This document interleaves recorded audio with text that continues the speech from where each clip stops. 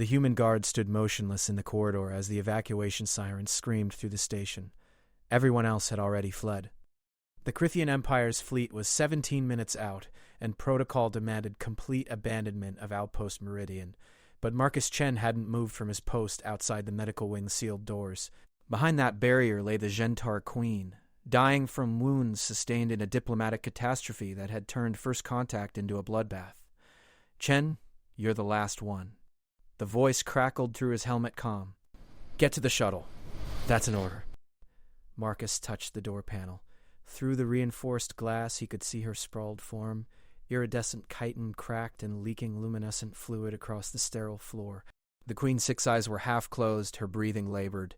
Every other human had written her off as collateral damage, a problem that would die conveniently before political complications could spread. "Negative, Commander, I'm staying." "She's enemy royalty. Her own people are coming to glass this entire sector. Leave her." Marcus knew what that meant. They'd already launched without him. Play, he was alone on a station that would be debris in 16 minutes. The Queen's breathing hitched, and one of her eyes focused on him through the glass. Intelligence burned there, and something else. Recognition. She had watched him during the failed negotiations, the only human who hadn't reached for a weapon when the Crithian Honor Guard misinterpreted Ambassador Reed's gesture. Marcus overrode the medical wing lockdown with his security codes. The doors hissed open, and he stepped into air thick with the scent of alien biochemistry, something like ozone and crushed flowers. The Queen tried to move, one of her 4 arms scraping against the floor. A warning gesture, maybe, or goodbye. "I'm not leaving you here," Marcus said, knowing she probably couldn't understand English. The translators had died with the communications array during the attack. He knelt beside her massive form. She was easily 3 times his size, her body segments armored with natural plating that had evolved over millions of years. Beautiful in an alien way, terrifying objectively, but dying undeniably. The wounds across her thorax were catastrophic, inflicted by human pulse rifles when security had panicked. 14 minutes. The Queen's vocalization organ vibrated, producing sounds like crystal wind chimes. Her lower right arm moved, slowly, deliberately. She touched her own chest, then pointed at Marcus, then at the corridor leading to the shuttle bays. The meaning was clear. Go. Save yourself. Not happening. Marcus triggered his emergency beacon, a desperate prayer that maybe someone with a conscience was listening. Then he accessed the medical database, scrolling frantically through xenobiology files that the science team had barely begun to compile. The Queen's species had a decentralized circulatory system. That much they'd learned. The luminescent fluid was blood, yes, but also neural conductor, chemical messenger, and structural support. She was bleeding out from multiple sites, and every second weakened her further. The database offered no treatment protocols. Humans had met the Gentar exactly once, 3 days ago, and that meeting had ended in violence and recrimination. Marcus grabbed a medical kit designed for human trauma.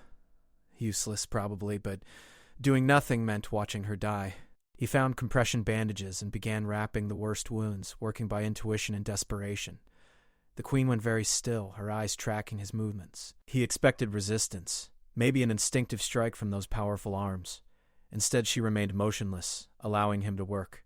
Her blood, if it was blood, soaked through the bandages almost immediately. Marcus applied more, layer upon layer, while the station groaned around them. Somewhere deep in the superstructure, automated systems were initiating self-destruct protocols. The humans didn't want the Crythians recovering military secrets. 10 minutes. "Why did this happen?" Marcus asked, his voice tight. "We were supposed to be talking peace trade." Understanding. The Queen's vocalization organ hummed again, a different pattern, mournful maybe. Her upper left hand moved to a pouch on her thorax harness, withdrawing something small and crystalline. She pressed it into Marcus's palm, curling his fingers around it with surprising gentleness. The crystal pulsed with inner light, warm against his skin. Some kind of data storage, perhaps, or a cultural artifact. Marcus had no idea, but he understood the gesture. Trust. She was trusting him with something important. 8 minutes. The station's gravity flickered. Emergency power was failing. Marcus's training screamed at him to run, to find any possible escape route. But he looked at the Queen's eyes, saw consciousness fading there, and made his choice. He sat down beside her, back against the wall, and kept pressure on the worst of her wounds. "I'm sorry," he said. "I'm sorry we did this to you." One of her hands found his shoulder, rested there, with weight that felt almost companionable. They sat together in the dying station, human and alien, while the universe prepared to erase them both. The sirens had stopped. In the sudden quiet, Marcus could hear both their breathing, syncopated rhythms of two species that had barely met before trying to destroy each other. 6 minutes. The Queen's eyes began to close. Marcus felt her hand growing heavier on his shoulder, her breathing more shallow. He wanted to tell her something meaningful, some final words that would matter. But what could he say? That humanity was better than this? The evidence suggested otherwise, that he wished things had gone differently. Too late for wishes. You deserved better, Marcus whispered. Whatever happens next, you deserve better than dying in this graveyard. The Queen's eyes snapped open, all six suddenly alert. Her head turned toward the corridor, and her vocalization organ produced a sharp, urgent pattern. Marcus felt it through the floor, a vibration that resolved into distinct tremors. Something was coming, something big. 4 minutes. The station's external sensors were dead, but Marcus didn't need them. He knew what approached. The Crithian fleet, arriving to find their queen bleeding out in human custody. This would be war. Not the skirmish that had started 3 days ago, but true interstellar war, species against species, burning across light years. And Marcus Chen, the last human on Outpost Meridian, sat beside the dying queen he'd refused to abandon, waiting for whatever came next. The crystal in his pocket pulsed like a second heartbeat. The floor buckled. Not from weapons fire, but from a ship docking with force that ignored all safety protocols. The Queen's hand tightened on Marcus's shoulder, no longer companionable. Warning! Her other hands moved in complex patterns, a language Marcus couldn't read but whose meaning felt urgent. She was trying to tell him something. Heavy footsteps echoed through the corridor. Multiple sets, moving with military precision. Marcus stood, placing himself between the Queen and the doorway. Stupid, tactically. He had no weapon, no armor, no way to stop what was coming. But he'd made his choice when he stayed, and he'd see it through. The first Crithian warrior filled the doorway. Massive armored, carrying weapons that hummed with lethal energy. Behind him, more warriors, an entire squad configured for assault. Their eyes fixed on Marcus, then moved to the Queen. The lead warrior's vocalization organ produced sounds like grinding metal. Marcus spread his arms, a universal gesture. No threat, no weapons, just one unarmed human and one dying queen. The warrior raised his weapon. Energy gathered at the muzzle, a killing shot that would vaporize Marcus before his nerves could register pain. The Queen's voice cut through the tension, sharp and commanding despite her weakness. The warrior froze. Every Crithian in the corridor went absolutely still. The Queen spoke again, longer this time, with pauses where she struggled for breath. She pointed at Marcus, at her bandaged wounds, at the empty station beyond. The lead warrior's weapon slowly lowered. He approached, movements careful now, and knelt beside his queen. His hands moved over her injuries, assessing damage with professional efficiency. He looked at Marcus. His vocalization organ produced a single sound, questioning. Marcus gestured at the medical supplies scattered around them, at the layers of bandages he had applied. The warrior's eyes narrowed, processing. Then he made a decision. He barked orders. Warriors moved with purpose, producing medical equipment from their packs. Advanced technology that hummed and glowed, scanning the Queen's injuries and administering treatments that Marcus could only guess at. They worked around him, neither threatening nor acknowledging, focused entirely on saving their monarch. The Queen's hand never left Marcus's shoulder. Even as her people worked to stabilize her, even as consciousness visibly returned to her eyes, she maintained that contact. Claiming him, maybe. Or protecting him. Marcus couldn't tell which. 2 minutes.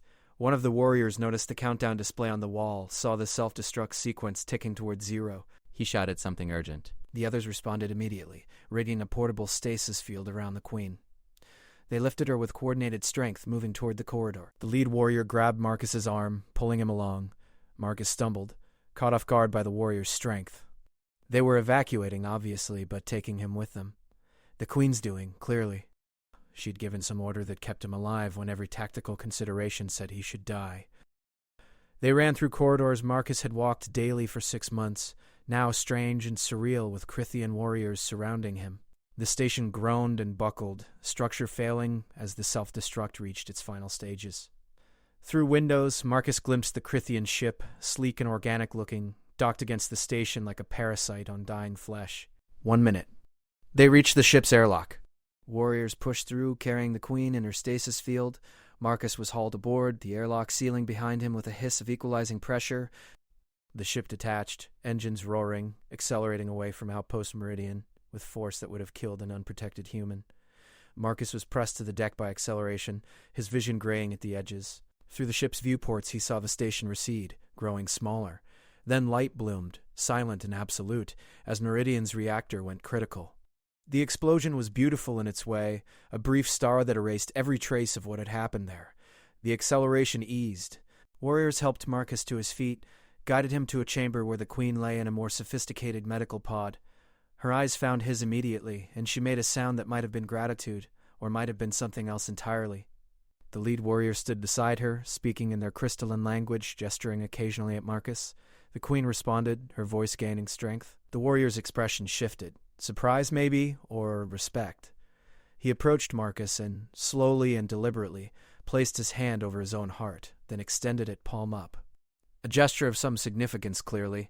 Marcus mirrored the movement, hoping he wasn't accidentally declaring war or proposing marriage. The warrior's vocalization organ hummed with what might have been approval. He spoke, pointing at Marcus, at the Queen, at something beyond the ship's walls. Marcus understood none of it, but he understood that he was alive, that the Queen was alive, and that something had changed in the moment he'd chosen to stay. The crystal in his pocket pulsed steadily, and for the first time since the negotiations collapsed, Marcus felt something other than despair. The Queen watched him with all 6 eyes, intelligence and calculation visible in their depths. She was planning something, and Marcus, the human who'd refused to leave her to die in a graveyard of failed diplomacy, was apparently part of that plan. The Crithian ship turned toward deep space, carrying its Queen, its warriors, and one human who'd made a choice that might change everything.